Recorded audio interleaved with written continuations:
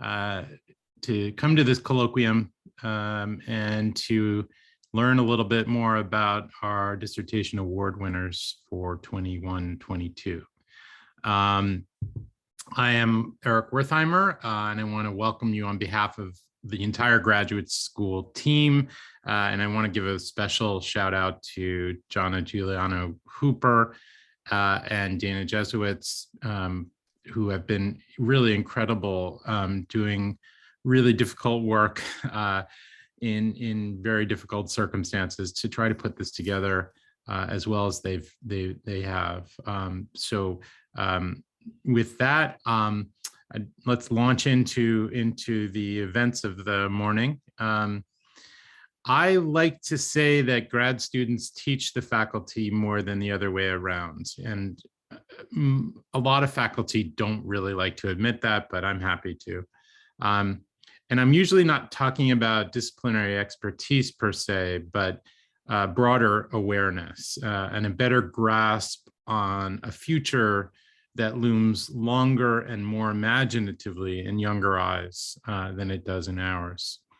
And to me, that's what such events as today represent, that sort of ability to sort of turn the lens on those who see a little farther into the future and perhaps more imaginatively. I really do mean it.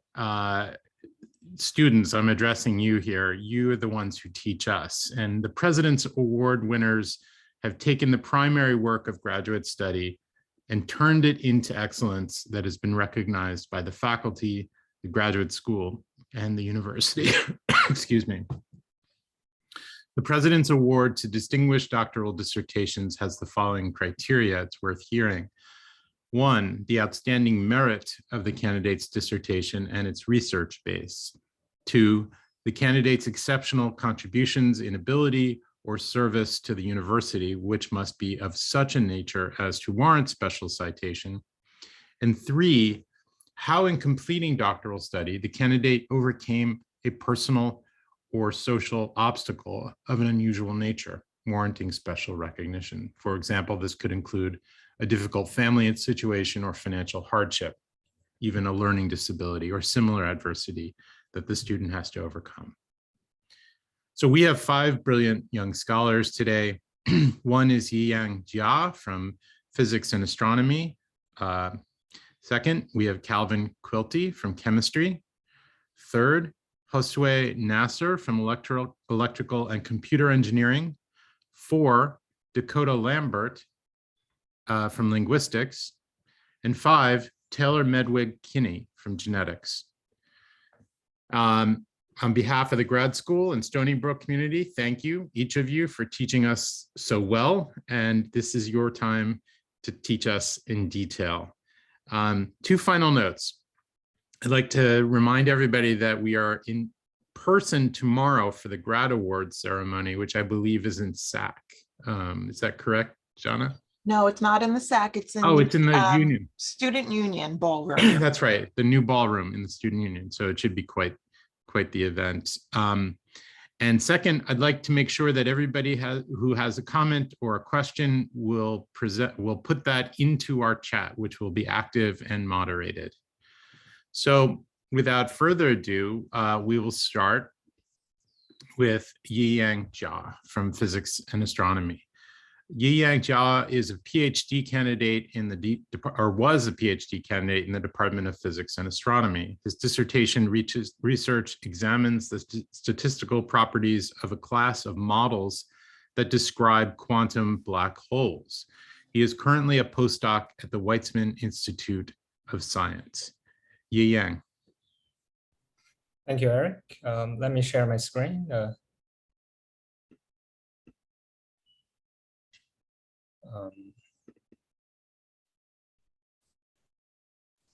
Do you see the screen? Okay, great. I thank you, Eric, for the introduction, and congratulations to my fellow award recipients. The title of my talk today is Black Holes, Quantum Mechanics, and the Sachdev-Yer-Kitaev Model. I'll first quickly walk you through the basics of black holes and quantum mechanics. Then I'll show you the marriage of the two subjects leads to a paradox called the black hole information paradox. And this will lead to a novel model called the Sachdev-Ye-Kitaev model, SYK for short, which is what my thesis is about. So what is a black hole? It is a massive amount of matter packed in a very small volume. And it creates such strong gravity that even light can't escape from its interior. In fact, our observational technology just became advanced enough to take direct photographs of them. And here are the only two photographs we have so far. Now, what is quantum mechanics? If I have to give a one slogan summary of quantum mechanics, is that everything is a bit fuzzy in the microscopic world. Take hydrogen atom, for example. Before quantum mechanics, we imagine it as kind of a solid dot, which represent the electron revolving around another solid dot, representing the proton. But with quantum mechanics, we know the electron behaves more like a fuzzy cloud on the picture on the right. So these gray regions just represent one electron. There are two important consequences of quantum mechanics. First is that small particles can fuzz their way out of a forbidden region.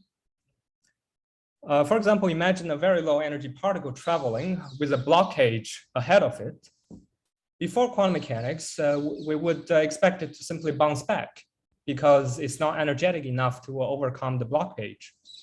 But in quantum mechanics, it could just fuzz its way through. The second consequence is information can never be lost, but they can be scrambled. What do I mean by scramble?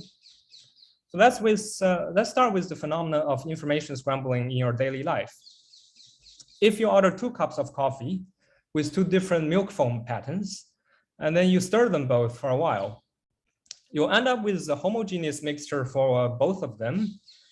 And if you present the final products to someone, they wouldn't be able to tell which started with which pattern. So the information is apparently lost. But it's not really lost. If you could keep track of all the positions and velocities of all the molecules and precisely keep track of the spoon motion, etc., then in principle, you can recover the information. But in practice, it's nearly impossible because information is scattered all around. That's why we call it information scrambling.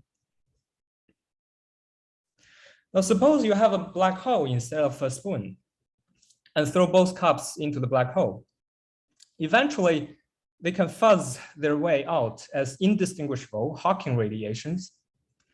However, in this case, it's extremely difficult to tell, even qualitatively, where the information went. And if you believe some of the early arguments, information seems to be fundamentally lost, which would contradict quantum mechanics. So the first order business is a yes or no question. Is the information fundamentally lost? No matter what your answer is, you end up with a bunch of proposals that contain new confusions and new contradictions. So the black hole information paradox is not just one paradox, but rather a web of confusions. Luckily, there's something called holographic principle that settles the yes or no question. So the answer is no. Information is not fundamentally lost, even when it comes to a black hole. So the precise statement of holographic principle is the following. Quantum gravity in d+1 dimensions is exactly equivalent to quantum mechanics without gravity in d dimensions. And for quantum mechanics without gravity, we know very well they conserve information. So by implication, the quantum gravity must also conserve information. So black holes are simply incapable of losing information. The lesson we learn is black hole information loss is also only apparent lost. It's actually scrambled. But then it behooves us to ask quantum mechanically, what is a scrambled state? Furthermore, the quantum nature of a black hole is just much more elusive than that of a coffee molecule. And the holographic principle is very helpful, but older holographic models are just very hard to solve. So it would be ideal to have a simpler holographic model. So let's first address what a scrambled state is. So scrambled state, in a sense, is just a featureless state. we need mathematically precise framework to capture the notion of featurelessness. It turns out something called random matrix theory is the right framework. And superficially, random matrix theory has nothing to do with the quantum states we're interested in. But after a long story, I don't quite have the time to tell, it turns out if a quantum state is scrambled, it must produce a kind of mathematical curve that's identical to a random matrix curve. So to summarize, we need a model for black hole that must satisfy the following conditions. First, it has to be holographic. Second, it has to be simple enough to be solvable. And third, it has to show quantum signatures of scrambling. It turns out there is a such model. It was first discovered in 2015, very new. It's called the SYK model, which is basically a large number of particles randomly interacting with each other in groups of 4. And the SYK model holographically describes a black hole. And the SYK model is also simple enough so that we can just put it in the computer and compute the mathematical curve. So in this picture, the red curve is the random matrix curve I mentioned 2 slides ago. These solid dots are the SYK results.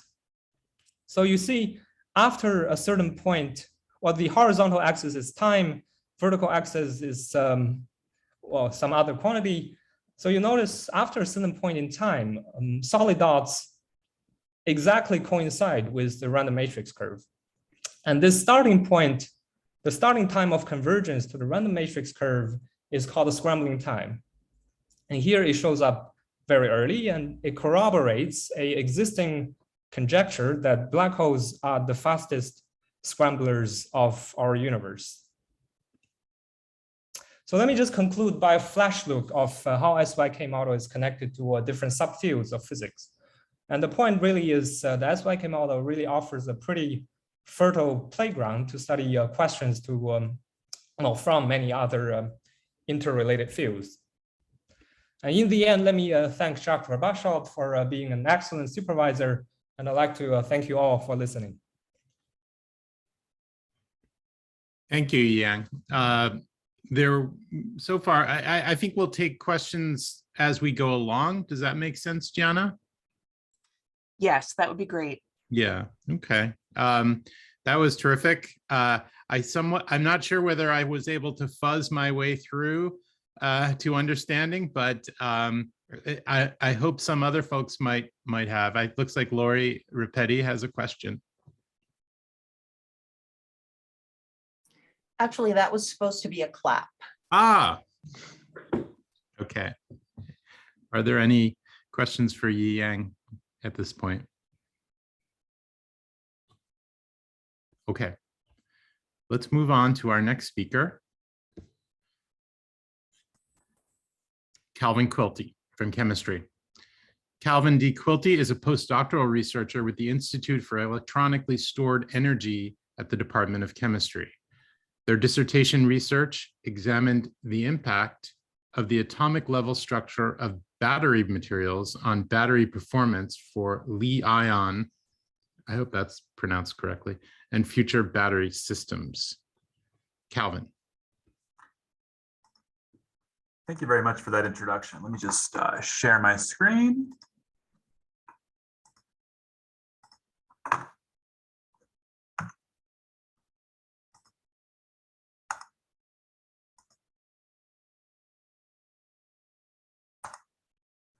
All right, yeah, thank you very much for the introduction, and thank you very much for inviting me to speak today. So I'll be sharing just a little bit of my dissertation on structural determination of materials for lithium-ion and beyond lithium-ion battery systems.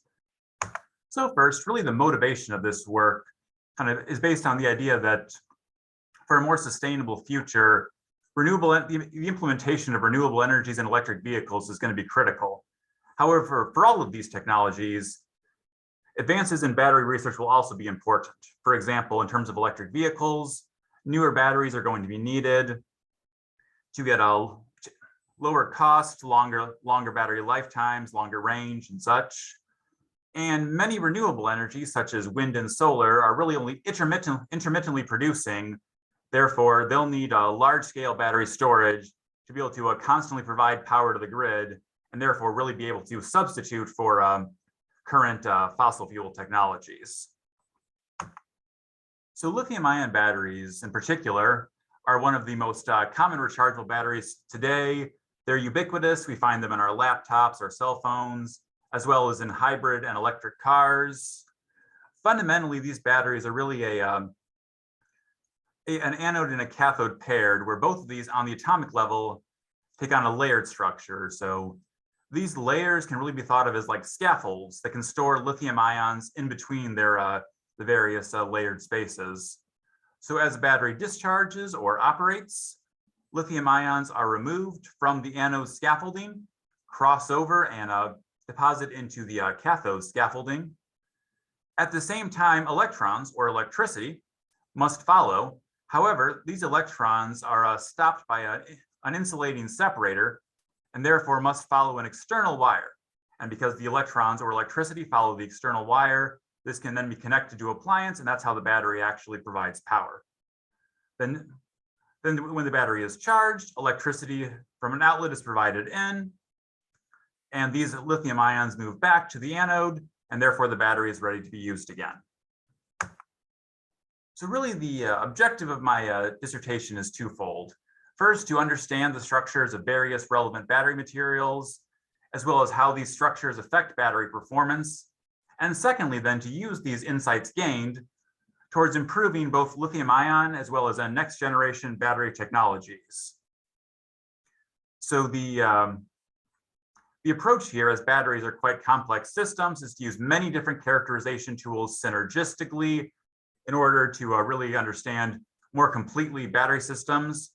In particular, real-time measurements are going to be important, as these will allow us to cycle the battery as it would, actually work in the field, while at the same time gaining important information about how the battery operates inside without disrupting it. So overall, this is going to get us the most complete picture we can of what the battery is doing. So the first project I'd like to share with you today is based on the commercial lithium-ion battery material, NMC. So this system is commercially implemented. It works quite well. However, the disadvantage of it is that when one considers the amount of energy it could theoretically deliver and the amount that it actually does deliver, there's more energy that could be obtained. The problem here is that to obtain more energy, all of the lithium would have to be removed from the structure. But if this happens, the layers can collapse, and that ruins battery rechargeability. So in this way, the NMC system is much like the game of Jenga, in which one tries to remove as many blocks as possible without removing so many that the whole tower collapses. So what we really did here, because of course it's natural to consider how higher energy would be better if possible. So we really looked at the system to understand if more lithium ions are taken out, exactly how does the system fail? Therefore, we can get more insights as how we can stabilize the system at higher energy. So what we find really in general is that as extra lithium is removed, there are additional structural distortions. These structural distortions can lead to particle cracking and fracture. So directly, this degrades battery performance, but additionally, it also opens up new surfaces. These new surfaces can lead to additional dissolution of the active material. So that's another loss of performance. And further, if the material dissolves, it can then redeposit on the opposite electrode, which leads to an even additional loss of performance. So really overall, it's a very complex web of factors that altogether are degrading battery performance when excessive lithium is removed. So the second project I'd like to talk briefly about is the potential future lithium-ion battery material, MOS2. So it has a couple interesting advantages. The first being that the structure is actually totally stable when no lithium is in it. So theoretically, there could be more lithium insertion and extraction, and therefore more energy delivered. Additionally, unlike many battery materials, MOS2 can be made to have a conductive phase. So this is quite advantageous, as a conductive battery material would mean that no additional conductive additives would be needed. And this could then lead to a cheaper fabrication of the battery as well as higher energy delivered. So we were able to synthesize this material with that desirable conductive nanosheet structure. However, what we find is that when incorporated in a lithium-ion battery, this conductive structure really has significant structural distortions, which we already saw, can be quite problematic, and in fact do lead to a significant loss of delivered energy. So this really highlights the complexity of batteries. And even though in one way this material is improved, however, in other ways, further optimization is really going to be needed to actually implement it as a battery. So finally, I'd like to talk just a little bit about some beyond lithium-ion battery materials. So kind of broadly, the idea here is that lithium-ion works really well, but lithium is somewhat scarce and as well as expensive. So as more and more batteries are needed, additional raw materials will also be needed as the lithium reserves may become insufficient. So a couple of them that I really considered was getting careful understanding of the structures of various beyond lithium-ion battery materials for sodium as well as zinc aqueous. So sodium's interesting as it's much cheaper than lithium, but otherwise very similar. So should be theoretically could be an easier switchover. Zinc aqueous is also of a lot of interest as well. It's a little bit more complex. Zinc is very much non-toxic, very abundant, and pairs well with water-based electrolytes. So that removes additional environmental issues as well as the problem of flammability. So this was just a very brief overview of my dissertation. If you'd like to learn more, I point out that my dissertation is available both through the Stony Brook Library, and the work can also all be found on my Google Scholar profile, Calvin Quilty, Stony Brook University. So, thank you very much for attending my presentation today, and I'd be happy to take any questions you might have. Thank you, Calvin. Still no questions in the chat. I want to remind everybody, good place to jot notes or questions or comments, whatever it is. It strikes me that the first two presentations we have thematically from my very non-professional, orthogonally, displaced discipline of English seem to be about the challenge of translating things through barriers and through different substances. And that's pretty much what I got from these two. And I find that very interesting and kind of creative for my own thinking. So thank you for both. There is a question to me.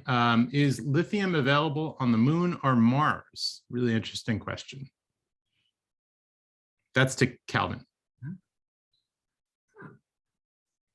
It's a good question. I don't know necessarily if there's a huge difference in abundance. I would think there are some level of stores on the moon and Mars and other places, but I don't know if it would necessarily be terribly different from the stores we have on Earth, but certainly would be a good option. By the way, that's Brenda Anderson, who's the chair of the Graduate Council, who asked that question. Thank you. Very interesting question. Mm-hmm. Brenda, did you want to follow up on that in any way? I have another question. Sure. So I ask, what are the possibilities of recycling lithium? Can you do that 100%? So that, if that's what you need, if you really go to lithium economy. I'm sorry, what was that last part? I think I cut out for a second. Oh, and what are the possibilities of recycling lithium? Can you do that for 100%? Or what are the problems? Yeah, not 100%, but I think, it's a very important point. Certainly, recycling is a thing that we should be doing of the lithium as well as the other battery materials. I think there's still a lot of work being done there. The process is far from perfect, but certainly to some extent, we can definitely recycle these materials.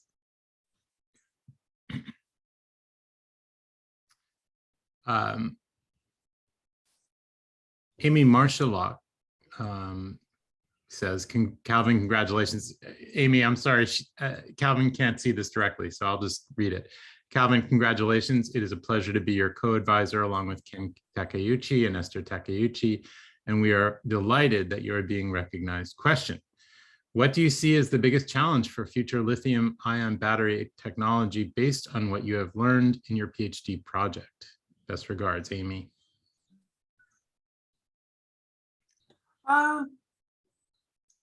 I'd say twofold. One of them certainly is, as you know, I kind of talked about, the as batteries take on a larger and larger share for transportation, for grid level storage and everything, just the amount of lithium, as well as some of the other materials such as cobalt, that's definitely a big challenge.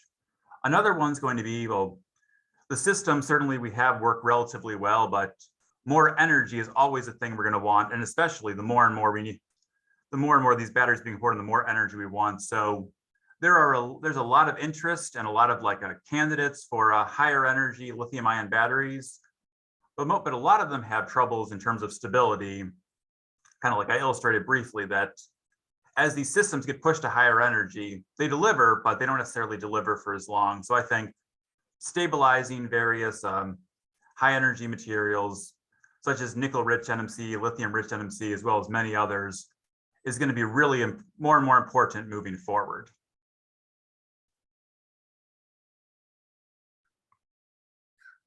Any other questions for Calvin?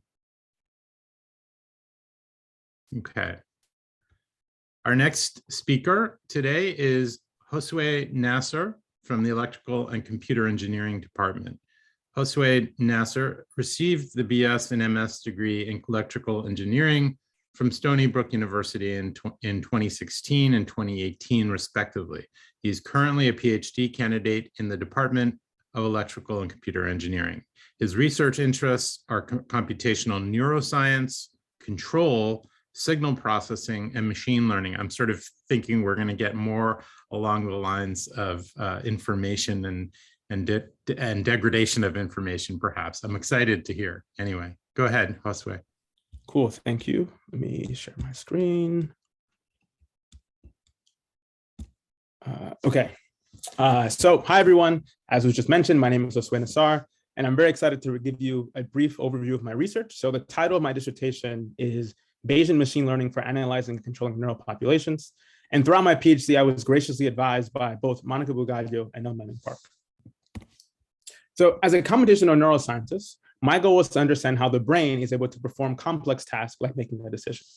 So as an example, we can look at a popular task studied by many neuroscientists. So a subject stares at the gray screen that you see now. And on the gray screen, we see a bunch of moving white dots. So the subject stares at the screen for a fixed amount of time. And then after that amount of time is done, they have to make the decision of whether the majority of the dots are moving either to the left or to the right. So while the subject is performing this experiment, we can simultaneously record activity from neurons in the brain. So the figure on the right is a very characteristic plot called the raster plot, where here each row corresponds to the activity recorded from a single neuron over time. So this data is of course beautiful, but now we're faced with a problem. So I told you that my goal is that we want to understand how the brain performs this task. But just looking at this plot, it's kind of hard, right? There are a bunch of neurons, and trying to figure out how this hundreds, if not thousands of neurons interact with one another to do this process is very non-trivial. So we can take an alternative approach instead, where instead of trying to analyze that very high dimensional neural recording, we can instead study a simpler abstract model and build intuition from that. So here on the screen, we can see an example of an abstract model for the decision-making experiment I showed you in the previous slide. So the blue dot core is what we call the neural state, or you'll also hear me call the latent state. Now, this blue dot can correspond to the subject's decision-making process throughout time. We can see that there are two wells, one on the left and one on the right. And you can view each of these as corresponding to either the left decision or the right decision. So if we play this video forward, we see the following. So in the beginning, you saw that the ball kind of jittered left or right. And that can correspond to the subject trying to figure out whether they think it's left or right. After a while, it fell into the right well, and that corresponds to the subject making the decision that all the dots are moving to the right, for instance. But this is just one abstract model. There are multiple that we can think of, for instance, something like this or something like this. But now we're faced with a dilemma. The first one is, how do we actually construct these abstract models? And the second one is that for, let's say, a given task or a given data set, if there are multiple abstract models, how do we figure out which one is the best one? So to answer the first question, a very useful tool for machine learning for developing these very simple abstract models are something called state space models. And a state space model is defined via the following pair of equations. So here X of t is the latent state or the neural state. And here X of t can correspond to the blue dot. And so the temporal evolution of this X of t is denoted or is governed by the dynamics function, which we're going to denote by F. And the dynamics function takes in as parameters theta d. And so the dynamics function takes in not only the previous state of the brain at time t minus 1, but it also takes in some external stimulation. So here, back to the decision-making experiment, we can think of UT as the location of the dots at a single time point. So now YT is the actual recorded data that we have access to. And YT relates to the latent state via this emission function G, which has parameters theta L. So let's group these parameters together. So we can abstract everything away, and now we only care about looking at theta. So now, given this form of model, state space models, different values of theta will give you different abstract representations. So here we can see an example where if I set theta equal to theta A, I recover the model that we saw the video of. But if I set theta equal to theta B, now I can recover one of the other models that I showed you. So we answered the first question. So this is a powerful tool that we can use to build these abstract models. But now we're stuck with the second question. How do we choose between theta A or theta B? There can also be an infinite number of these. So again, how do we choose it? So we can pose this question a little bit more firmly. So the goal is, if I'm given data, can I learn or can I find the best value of data directly from that data set? And so this is what basically entire PhD was based on. So my PhD was based on developing machine learning algorithms where someone can give you a data set, let's say here on the screen, that figure on the left. We can plug it into these machine learning algorithms, and they would automatically produce an abstract representation that's much simpler to study. Because you can see on the video on the right, we now only have to look at 3 dimensions as opposed to the data set on the left, which has like 100, 200 neurons. And so I wish that I could talk to you about everything that I've been able to do, but really over the course of my PhD, we've figured out how to come up with different machine learning algorithms under different settings and under different use cases. And I want to thank you all for being here, but I also want to thank everyone who's helped me along the way, my advisors, my lab mates, my friends, families, and loved ones. I wouldn't be here without them. So thank you very much. Thanks, Josue. That was really interesting. I was trying to keep up. And I actually had a question about the algorithmic slide. Sorry. Yeah, this one or? No, not the formula slide. I'm sorry. Yeah. That one. Yeah. So can you just unpack a little bit more what the difference between the latent state and the recorded data? Yeah, so here, so this is what an experimentalist would actually have. This is what we actually see. So what we see is recorded data directly from neurons. But this abstract model, this latent state is not something that we're seeing directly. The recordings that we have are a byproduct of this latent state, but we don't actually see it. That's why it's latent. Okay, I get this now. I think I get this now. Mm-hmm. Thank you. Any other questions for Josue? Thomas Graff raised his hand. Thomas? Yeah. So I've got a question which might be, I don't know, maybe it's like completely misplaced, but I'm thinking of this in terms of linguistics, where we have like similar problems where we have kind of like surface data, which doesn't really tell us much about the latent state. And like one thing we've noticed there is that there's kind of like complexity differences between the latent states. So in the sense that some kind of like latent states are more complex than others. And so I'm just wondering if something similar occurs here. If, for instance, we go back to the experiment that you had with the dots flickering. So right now you're asking them a binary task of like, are they moving left or right, which is probably easier than something like, oh, by the way, on average, is there an odd or an even number of dots flickering, which I'm sure nobody could actually answer correctly in that case. Yeah. So I'm just wondering if that is something that like makes sense from like the kind of like machine learning perspective that you have of basically saying, yeah, if you give me that kind of like raw data of what we've measured, and now we try to like map that into the simple task of going left or right, that is actually something that's a lot easier than trying to map it to these more complex latent states. Yeah, so there's been a bunch of empirical evidence that shows that like the complexity of the task is correlated with the complexity of the abstract model. So for something simple, for something like this, it's, let's say, relatively more simple than the task that you just mentioned. Or for instance, we can make this task much harder by them having to, for instance, what you can do, a very popular version of this task is that the dots can also be color coded. So like, for instance, you can have the subject stare at the screen, and while the dots are moving, the dots can be different colors. And depending on a cue, the subject has to figure out whether they should pay attention to the movement of the dots or the color of the dots. And so like, for instance, that's a much harder task, and that would lead to a much more complex model. And where the complexity can mean either like how intense this model is. It can also mean the dimensions of the latent state. So there's a bunch of different, I guess, metrics for complexity, but that has been seen in practice, that the more complex the task, the more complex the abstract model. All right, thank you. That's very interesting. Really cool. Thank you. Other questions? I have one other observation. I don't know. Have you seen, Josue, have you seen Severance, the show? No, I've heard of it. So it just reminded me of this, and kind of, I don't know, maybe you want to look at it and get an expert take on it. But the main characters work in something called the data refinement department. And their job is to sit in a room and look at screens and look at numbers all day. And they ask that their job is to identify a number, and that number will become meaningful to them in ways that they don't fully understand. And somehow it does work. They do find the right numbers. It's a very interesting show. It's obviously dystopic and problematic, and it has to do with also a kind of neural severance in the workers' brains. So I invite you to take a look at that, and maybe you can use that as fuel for your own research and thinking about this. Cool, anyway, thank you. Yeah, thank you. So our next speaker is Dakota Lambert from Linguistics.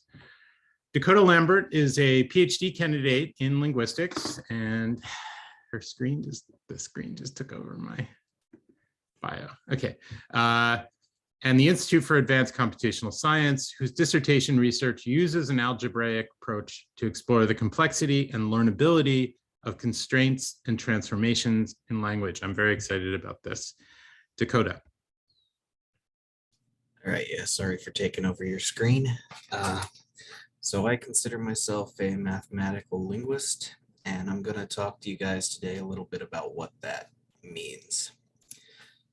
So linguistics is the study of language, and in particular, I focus on basically morphophonology, which is how words relate to other words.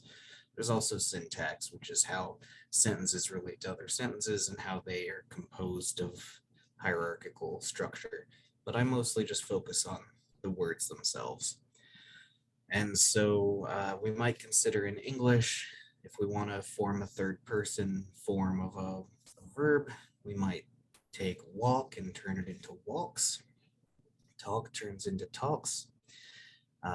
When Finnish, if you have a word like kusu, which means ask, and you want to stick the suffix onto that, vat, it becomes kusu vat, which is the vowels have to change to accommodate the word. And string to string functions are how we encode these relations. So functions from strings to other strings. And so, in mathematics, we have multiple kinds of functions that we all know about. In linguistics, in basically the space where I work, people talk about regular and non-regular patterns, which is kind of akin to just distinguishing between linear and non-linear functions. But, we also, in mathematics, we have all kinds of relations, like area growing with the square of the edge size, or volume growing cubically, or gravity that follows an inverse square law. So the further away something is, the square of the distance is inversely proportional to the strength of the gravitational force. And all of these are nonlinear functions, but they behave quite differently. And so basically my research has been saying what kinds of string-to-string functions exist and how do they apply to language. And so I found that everything is local in some sense. It's defined by constraints over connectivity. But much like how some things are linear, only in higher dimensions, sometimes things are only local over a certain representation. And so what I've been working with is how do we determine these classifications? And two axes, two properties are at play. There's what defines the connections and in what way these connections determine the next output of the function. And so we might talk about constraints on things that are physically connected, like physically adjacent, like these first two symbols in ABA, the AB. We can also talk about things that are adjacent if you ignore some kinds of symbols. So like if we ignore the consonants in this word, the highlighted AA are adjacent. Or we can just talk about things being connected if they're in order, like the first A and the second B in this word. Any of those are valid types of connections. And so I use algebra to classify things. The S suffixation is essentially trivial. There's a little bit more to it that I don't want to get into. The vowel harmony of Finnish is, we call that tier-based reverse definite. What that means, reverse definite means the first instance of something determines what happens to the rest of it. And tier-based means we're only looking at certain kinds of things. In this case, it's the first vowel determines aspects of the rest of the word. And the upper bound on morphophonology seems to be tier-based locally testable, which means that the function's behavior is determined by what sets of adjacent blocks you see after ignoring some symbols. And what does that mean, like in terms of complexity space? Well, here's kind of the regular region subdivided, and it's kind of low. And that's my conclusion. Stuff's kind of low. Thank you. Thank you, Dakota. Really interesting. Can you go back a slide just from vowel harmony? I'm very interested in that. To me, that recalls assonance in poetry. Yeah, it's sort of it determines a kind of echo effect. Yeah. Interesting. Thank you. Questions for Dakota? Comments? Again, either the chat or just raise your hand.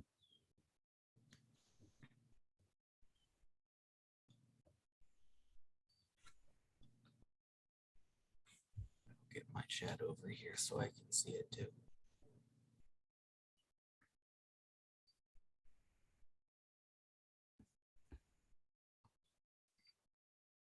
You got a big crowd of linguistics faculty in the crowd tonight, or today. So hopefully at some point. Oh, there's Thomas.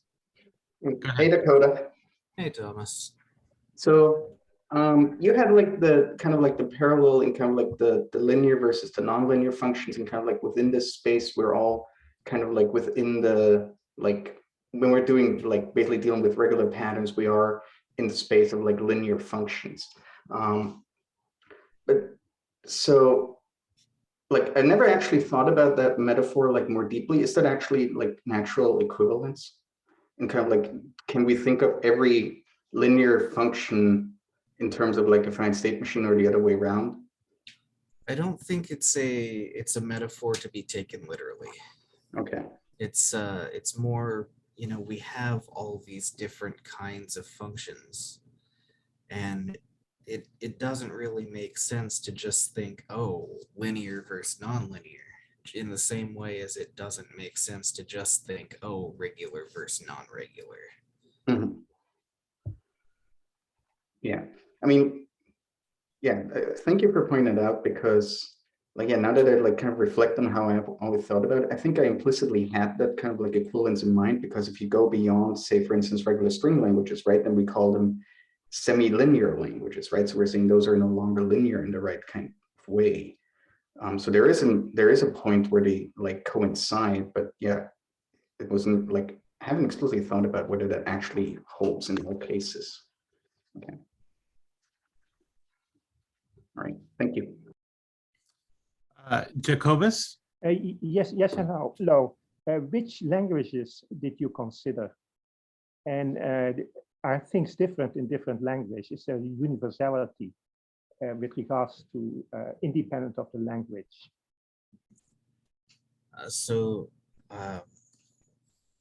Your mic isn't super audible here, but what I got from that is, what languages did I consider, and do things differ between languages? Yes.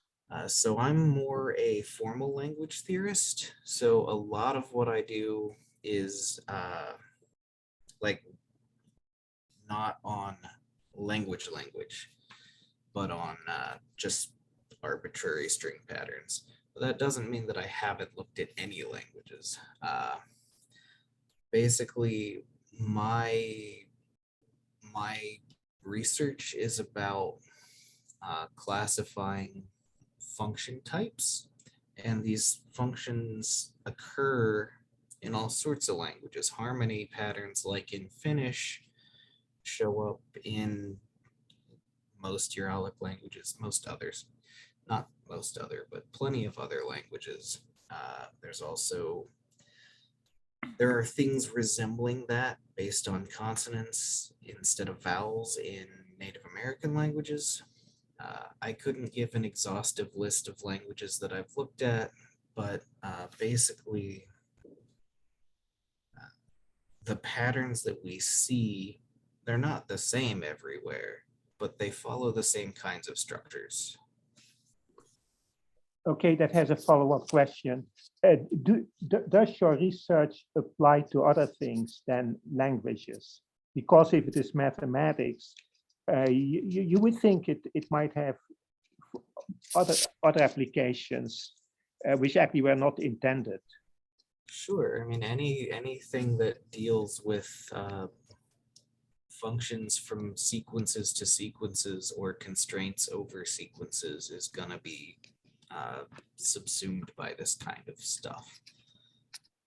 It would also be nice to extend to trees rather than just sequences, but like, there's work in that direction, but we're not fully there yet. Okay, thank you.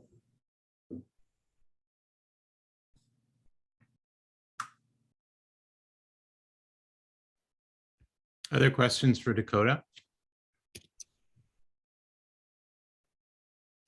Okay, moving on. Thank you, Dakota. And last, but definitely not least, we have Taylor Medwig-Kinney from genetics. Taylor Medwig-Kinney defended her PhD in genetics in April of 2022. Congratulations. Her dissertation research examines how two key cellular behaviors, proliferation and basement membrane invasion, that's a great phrase, are coordinated during development through transcriptional regulation using C. elegans as a model system. Taylor. Thank you. Can you see that and hear me okay? Yes, okay, great. Well, I want to congratulate all the fellow award winners. All of your talks were really interesting and I enjoyed learning about your work. And I want to thank the graduate school for this opportunity so I could talk about my dissertation research. So hopefully some of these words on this slide for my dissertation title will make sense at the end of this. So earlier we saw a beautiful talk on how decisions are made in the brain. And my talk is about how cells make decisions. And so I'm a developmental biologist, and one of the questions at the heart of developmental biology is how do you go from a fertilized egg to all the different cell types that make our bodies? So if you think about it, all of our cells have the same genetic blueprints because they contain the same DNA, but obviously they exhibit tremendous diversity in terms of form and function. And so the process by which these cells become specialized or different is called cell differentiation. And I think that this is best visualized utilizing Waddington's landscape, which is an analogy in which an undifferentiated cell is represented by a ball on the top of a hill. And as the ball rolls down, its route becomes increasingly restricted, which is symbolic of a cell's fate becoming increasingly restricted. And this is occurring due to genes being turned on and off. And eventually it'll give rise to one of these cell types that I'm showing at the bottom, which exhibits a specialized cell behavior. So the cell behavior that we study in my lab is called cell invasion, and this refers to a cell's ability to cross a basement membrane, as shown in this micrograph here. Now, basement membranes surround all of our tissues and organs, and they're really important to provide structure and organization to our bodies. However, there's several examples in which cells need to breach these barriers. So one example is during embryo implantation. We all started out as embryos that needed to implant into our mother's uterus, and that involves basement membrane invasion. Later developmental events, including gastrulation, in which all of our tissue layers are decided, that also requires basement membrane invasion. And even beyond development, our immune cells need to invade the basement membranes that surround our blood vessels in order to reach sites of infection and injury.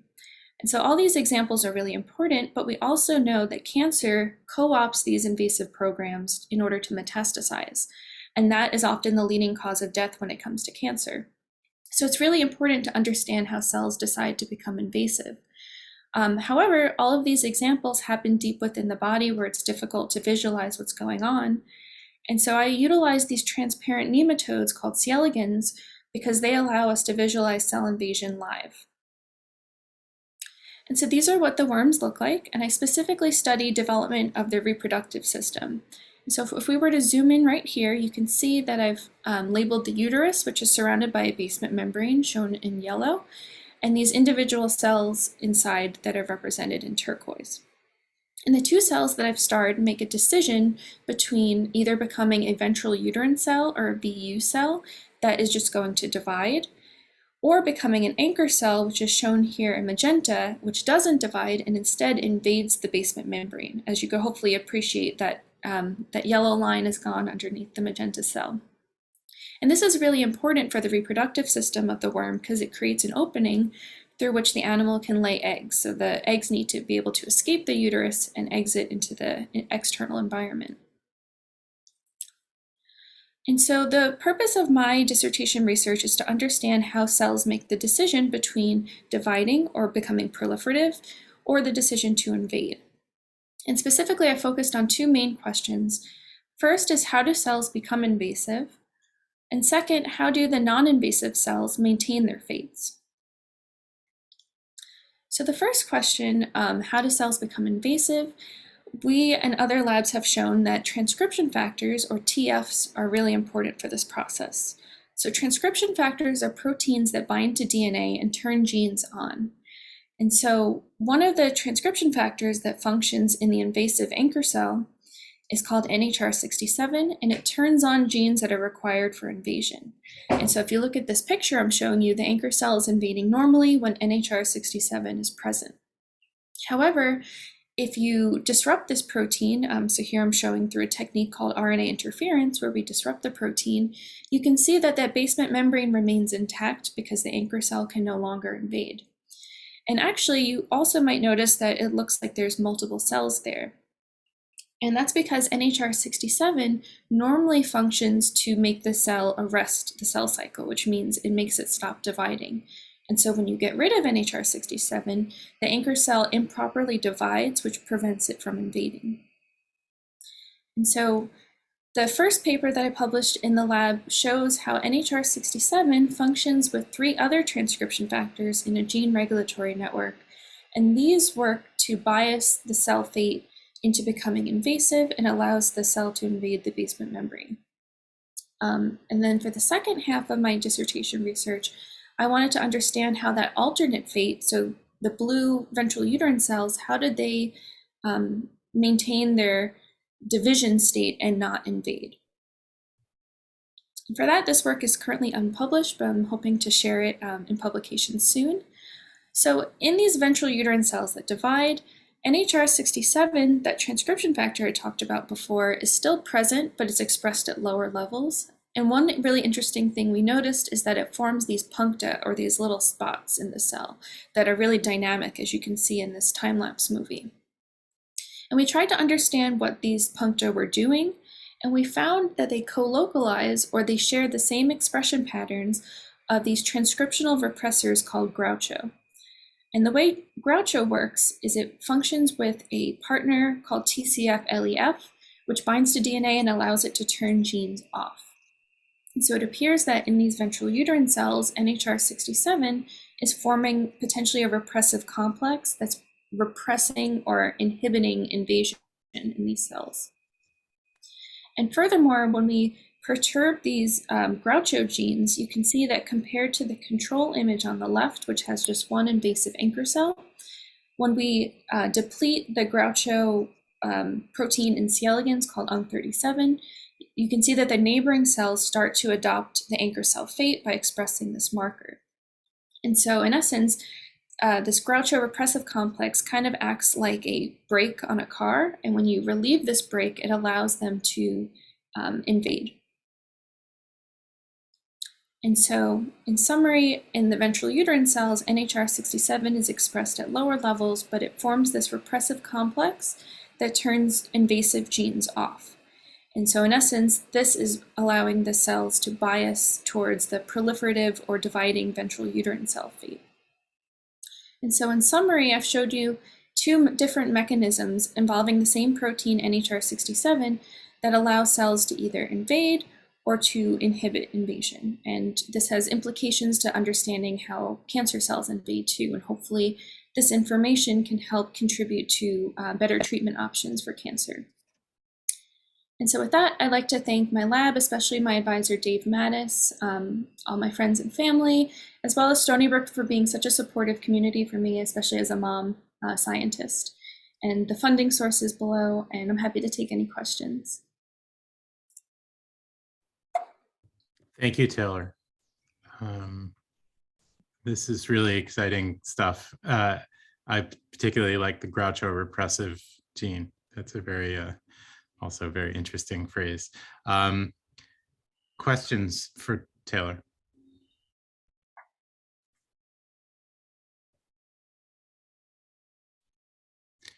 Eric, I have a question for Taylor. Oh, sure, go ahead. So Taylor, that was an excellent talk. Thank you so much for that. So I was wondering if you could talk a little bit more about sort of how you might be able to use this then to impact cancer. I don't know, is that like really something that's sort of on the far horizon of this, or are there something more immediate? That's a good question. So obviously, we're studying worms and not humans, and they seem very different from us, but actually a lot of the genes they share have similar sequences and functions. So for example, these 4 transcription factors, all of their human equivalents are actually associated with cancer. And so if we can better understand how they're functioning with each other, then perhaps that is mirroring what's happening in the case of human cancers. And as well as the repressive complex forming, I didn't have time to really go into it, but there's a mechanism called phase separation in which we're learning more and more about every day, in which proteins are able to form these complexes in the cell. And so I'm hoping that this could potentially be an avenue for further exploration into better understanding how cancer works. Well, thank you.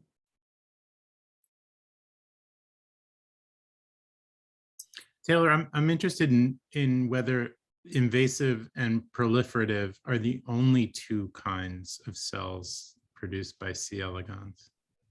No, so there's definitely, they have actually 959 cells, and many of them have different functions. So this cell behavior or the cell decision is just in the uterine cells that I study, and they make this binary decision between becoming invasive or dividing. But there's definitely many other cell types in C. elegans, and this is just the one of many I focused on. Thank you. Someone else has their hand raised? Brenda. I'll jump in. So I appreciate the value of the C. elegans model. I'm wondering though if two things. At what stage of development is this happening? And are there fundamental differences between development in C. elegans and C. in mammals that might add some complexity to the story? I mean, obviously you have to start somewhere, and I think you started in a great place. Thank you. So, sorry, can you remind me of your first question? What is this at a developmental stage? Oh, great. Okay, so yeah, so C. elegans, they undergo embryonic development in an egg, and then once they hatch, they undergo 4 different larval stages, and then they become a sexually reproducing adult. And so this invasion event happens at the L3 stage, so the 3rd larval stage. I kind of think of it as like the preteen stage. They're kind of undergoing like puberty, if you will. And then as far as the link to, humans, as I mentioned, a lot of these genes are similar, and I didn't really have time to talk about all the mechanisms that are involved in making a cell invasive, but a lot of the same principles apply. So invasive cells need to localize their cytoskeleton, which generates a physical invasive force. That's pretty ubiquitous among all different contexts of invasion. They also express these chemicals that allow them to invade, called matrix metalloproteinases. And so I think a lot of what we learn from C. elegans or other organisms in which we can study cell invasion will apply to humans. Yeah, hopefully that answers your question.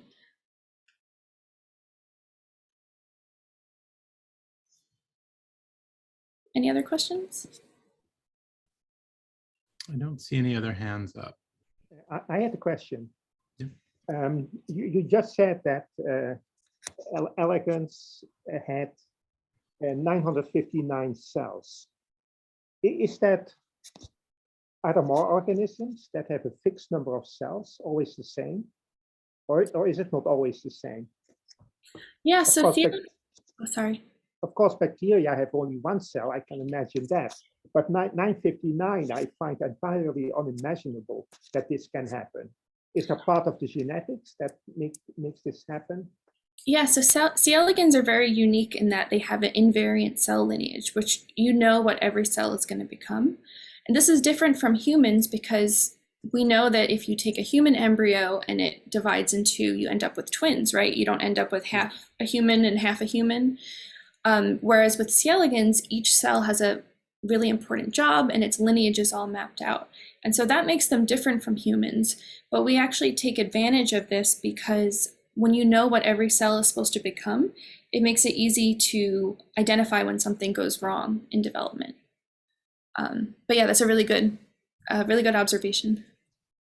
Okay, thank you. Other questions for Taylor? Okay, seeing none. I'd like to use just a few minutes here just to hold some space for faculty, friends, staff, whomever, fellow Colloquium interlocutors to cavil about the students' work or to congratulate the students. You have the floor if you would like it. Okay, you started out with saying that faculty learns from the students. You could not have been more right in the case of Yi-Yang. I learned a real great deal from him, and many things he understood much better and deeper than I did. So it was really a pleasure to work with him. Bravo. Thank you, Jacobus. Others?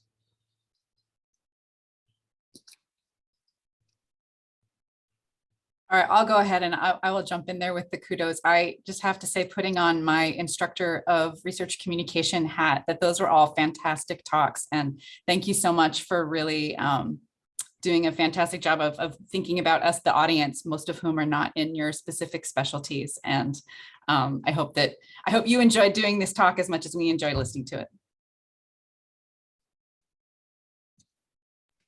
Yeah, if I can follow up on that real quick. Just going to echo the same sentiment. I think a lot of those talks were really, really fascinating. And I always like to think about how this relates to the kind of things we wonder about in linguistics. And I thought there's many points of connection there that I would love to explore in the future. As a member of the CODIS committee, I just also want to thank him for really writing an incredibly interesting thesis. He didn't really get to talk much about the math in this talk here because that's not the right venue for it. But it went really, really deep. And basically, I now have it sitting on my nightstand and I'm going through it to make sure I really understand everything that's in there. It's really pushed the field forward tremendously. So thank you, Dakota.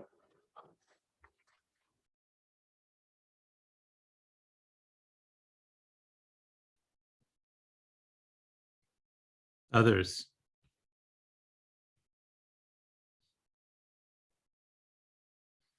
Well, I will just say, again, thank you to all of you. Thank you to the students who spoke today. And I really, again, want to emphasize just how important these kinds of events are. The grad school can be a central point for bringing together vastly different kinds of dialogues and disciplines and really fertilize important conversations for the community and for the intellectual pursuits of research university going forward. And so such events and such great work really is an emblem of how well we do that at Stony Brook. And I'm very proud to be a part of this. One last quote, one last message here from Chuck Quilty. Congratulations to everyone, especially Calvin, who clearly inherited my brains. I didn't understand any of it, but it was all interesting. That is very well said, Chuck Quilty. Thank you. And as we sign off today, I just want to remind everyone that the doctoral awards celebration will be again tomorrow in the Union Ballroom. Jonna, do you want to give any more details about that? Sure. Yes, so we'll be there at 11 for check-in, and the event will start at 11:30 in the Student Union Ballroom. Thank you. Okay, there'll be brunch will be served as well. Thank you all once again, and we'll see you in various ways over the next week or so. Thank you. Good, thanks.